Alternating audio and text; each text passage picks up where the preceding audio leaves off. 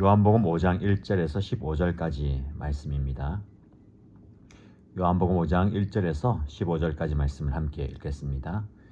그 뒤에 유대 사람의 명절이 되어서 예수께서 예루살렘으로 올라가셨다. 예루살렘에 있는 양의 문 곁에 히브리 말로 베드자다라는 못이 있는데 거기에는 주랑이 5 있었다.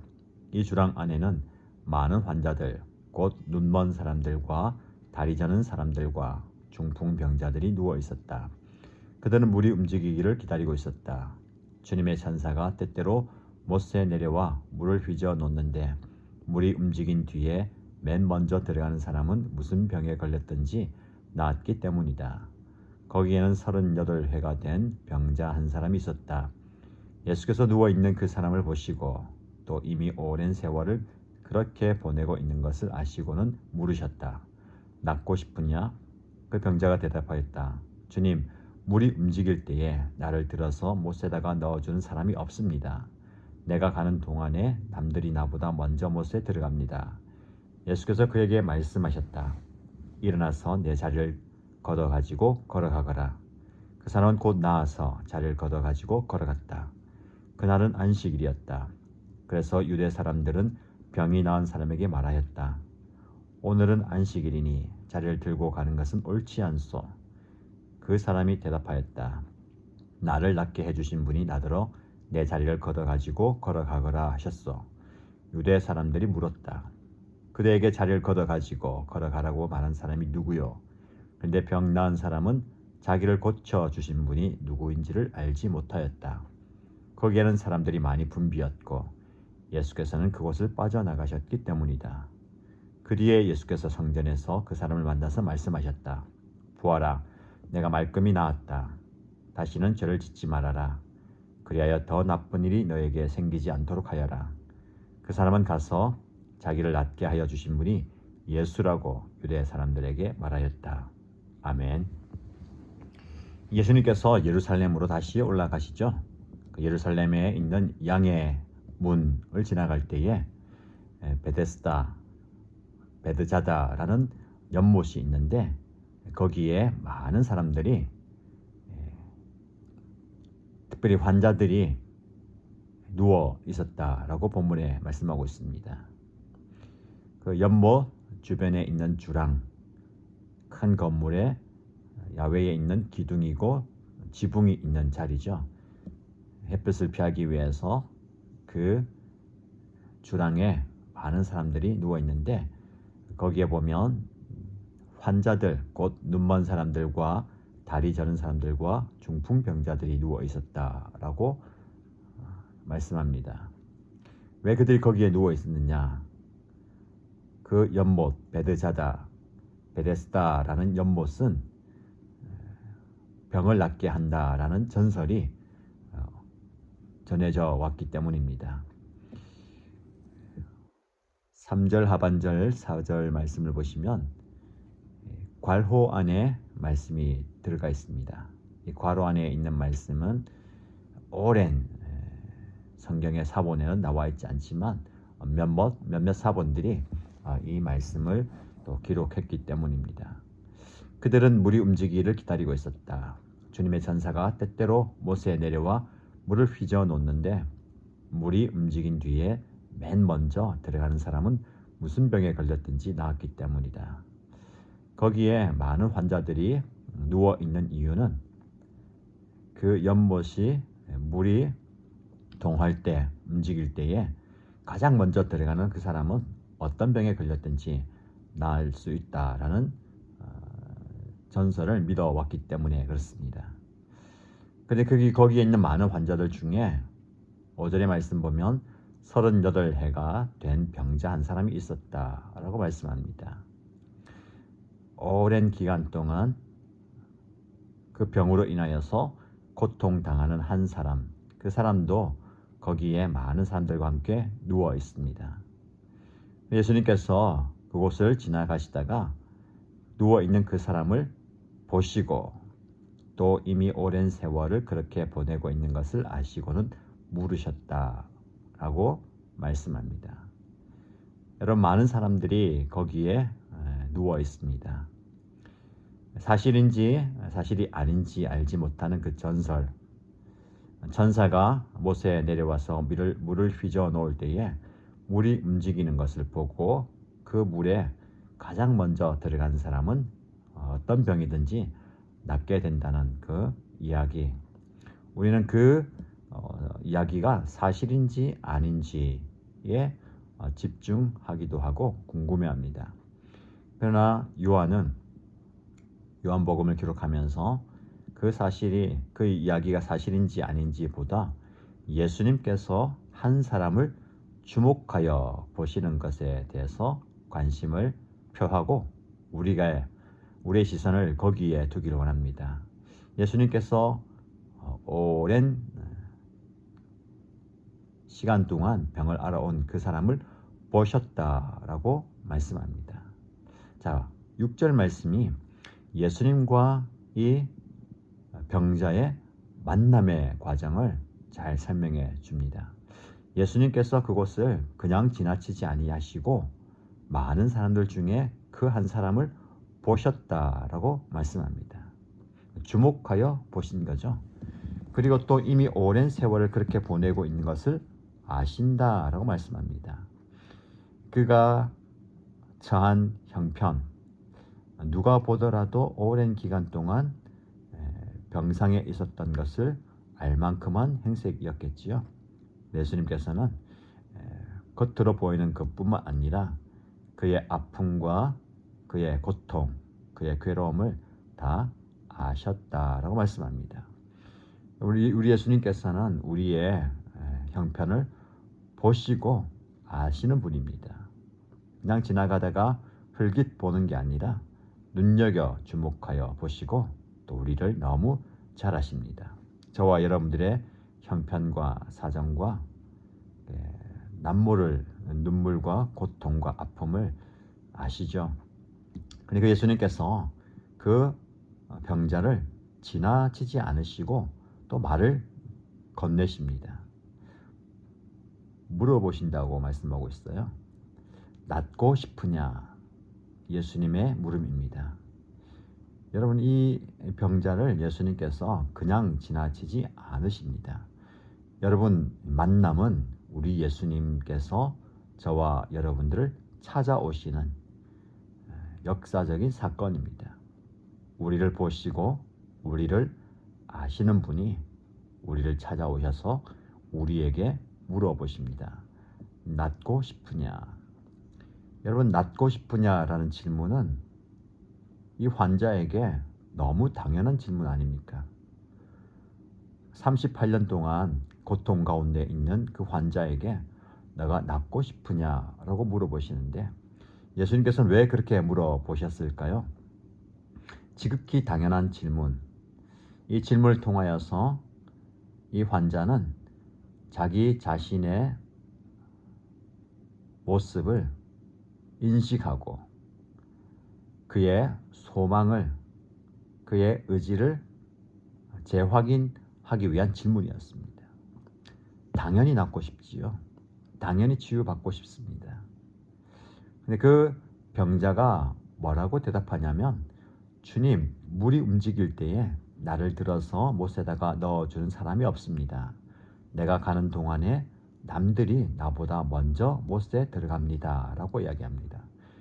예, 주님, 제가 낫고 싶습니다 라고 대답한 것이 아니라 자기가 지금 처한 상황, 더 나아가서 왜 병이 낫지 않고 오랜 기간 동안 이렇게 나를 힘들게 만드는 것에 대한 이유를 이야기하지요.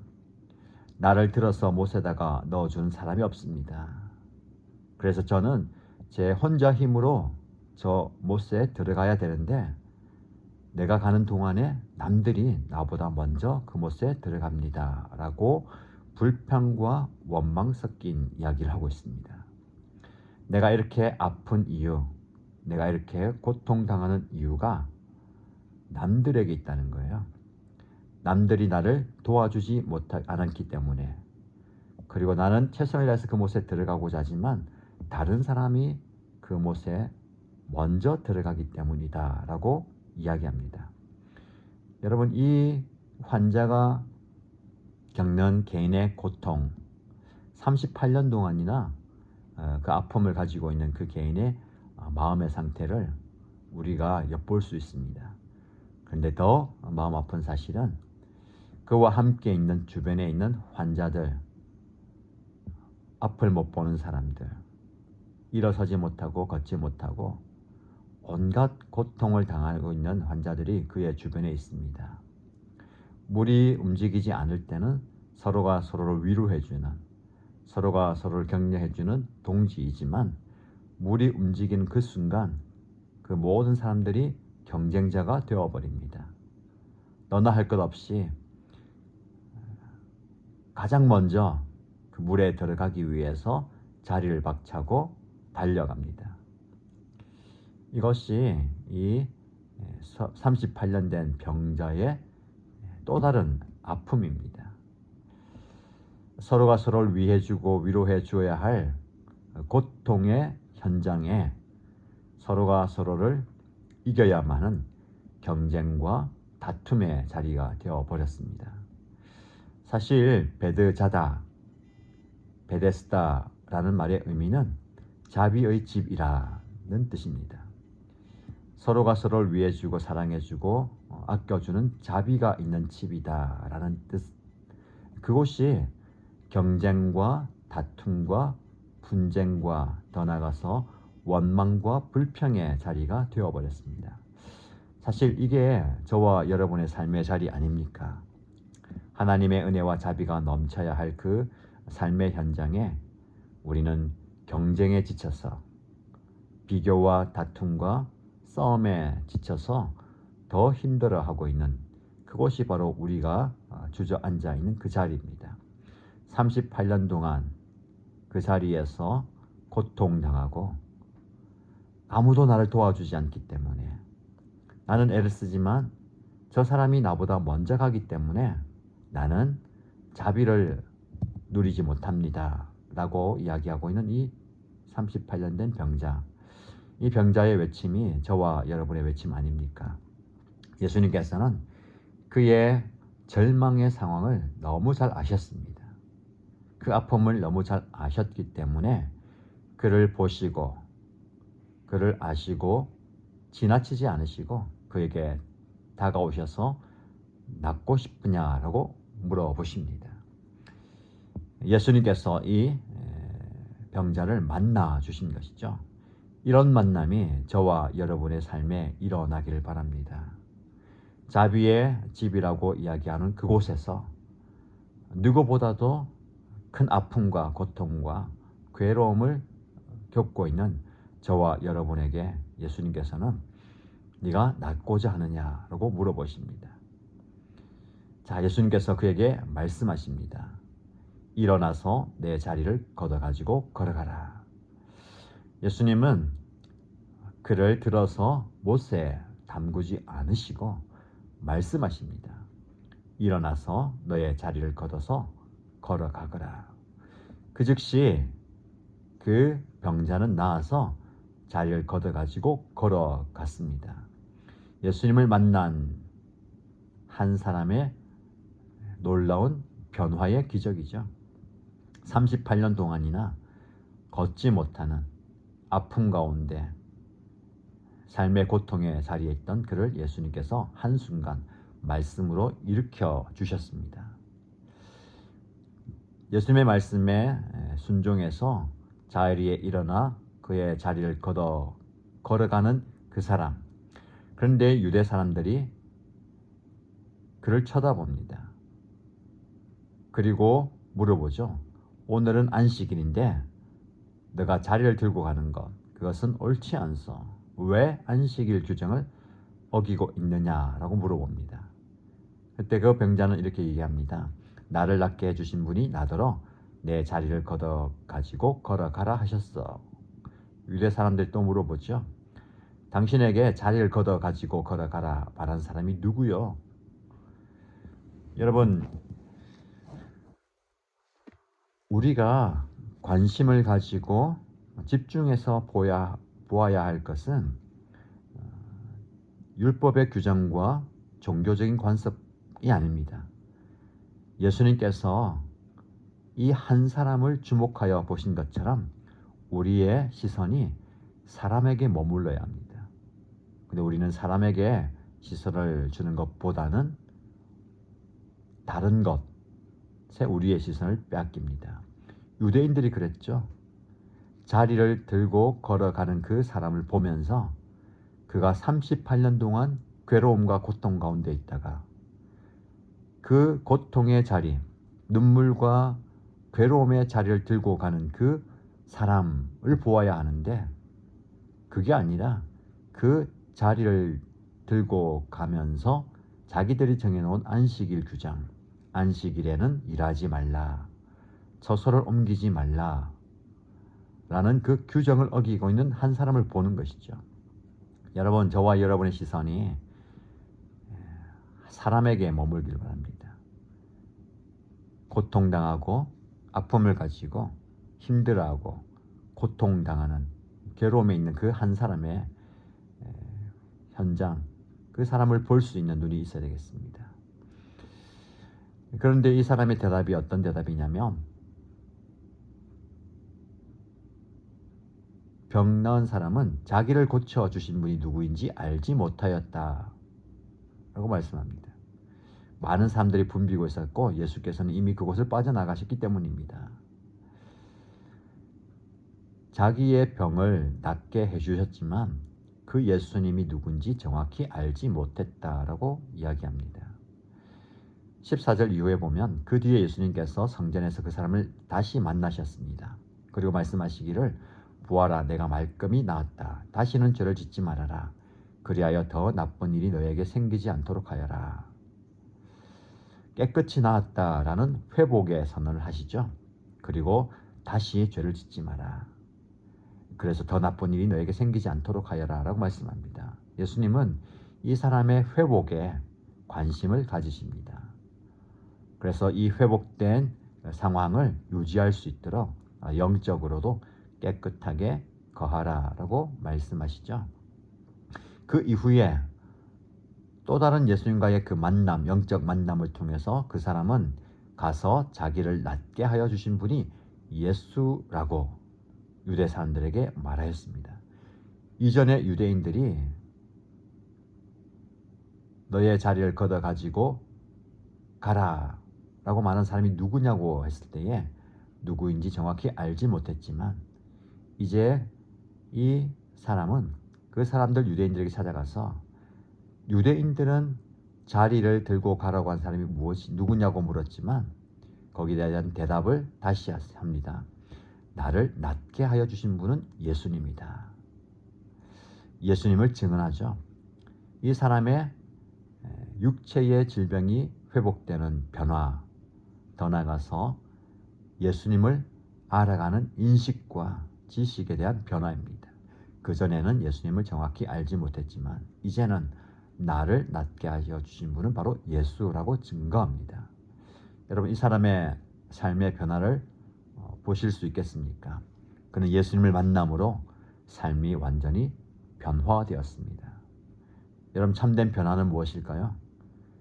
참된 변화는 자기에게 해결해야 할 문제가 있다는 사실을 인식하는 것이고 그 문제에서 벗어나고자 하는 간절한 열망이 있어야 합니다. 그런데 그 열망이 누구에게 전달되어야 되느냐?